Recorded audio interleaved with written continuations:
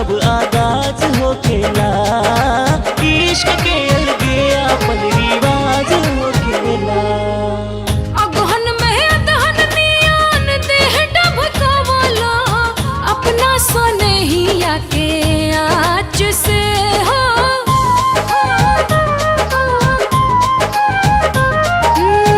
अगहन में अदहन नियान देह डबकावला, अपना सनहिया के आँच से। ए पुस में रूस गैलू खुश हम कैनी, तोहे अकबरिया में दाब के हो। माघ में चढ़ल रजऊ महुआ मदन रस, फागुन में फागुनी फुहार हो।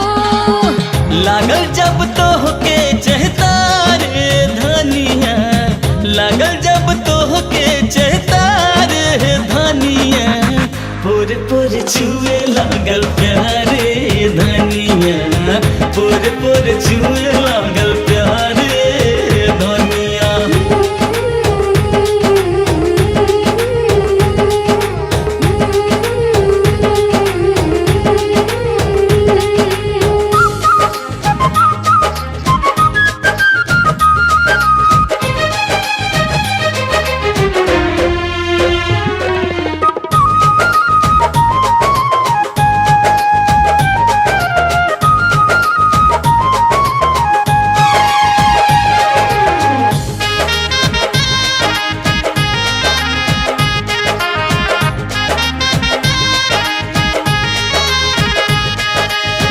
जब उन्माद हो बेधे बैसखुआ, धीरे धीरे उमकता देह जी हो।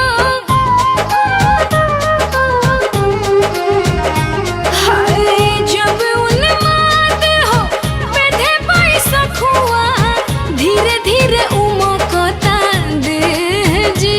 ए जेठ दोपहरिया में उठेला लहरिया, अब कदिन हिया के छेह जी। अरे बरसा